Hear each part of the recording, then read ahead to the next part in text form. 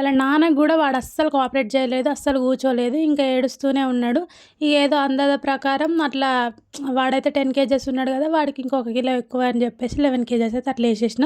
ఇక తర్వాత మా ఆడపడుచుకి అయితే తులాభారం చూపిస్తుంటే మంచిగా చూస్తున్నాడు, అప్పుడు ఏం తెలియని పిల్లగాని తీరు చూస్తున్నాడు. ఇంకా తనకి తులాభారం చూపించడం అయిపోయిన తర్వాత మేమైతే టెంపుల్ లోపలికి ఇక బంగారం దేవుడికి చూపెడదామని చెప్పేసి ఇంకా టెంపుల్ లోపలికి అయితే వెళ్ళిపోతున్నాం.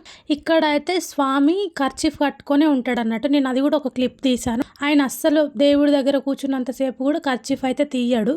ఎందుకు అంటే ఏమో, అంటే ఇక్కడ జనాలు ఏం చెప్తారంటే అతని నాలుక ఇట్లా 2 సెకండ్స్కి ఒకసారి ఇట్లా పాము నాలికలాగా వస్తుందంట, అందుకోసం అని చెప్పేసి ఆయన అయితే కర్చీఫ్ ఇవ్వడండి. ఇంకా మేమైతే కొబ్బరికాయ కొట్టేసి ఇంకా ఇక్కడ ఉన్న వాళ్ళకి బెల్లం అయితే పంచుతున్నాం. వాడితో ఒక్కటన్నా పంచిపిద్దామంటే అప్పుడు కూడా ఏడ్చుడే, ఏమైందో ఏమో తెలియదు కానీ వాడైతే మస్తు ఏడుస్తూనే ఉన్నాడు ఆ మందిని చూసినంతసేపు.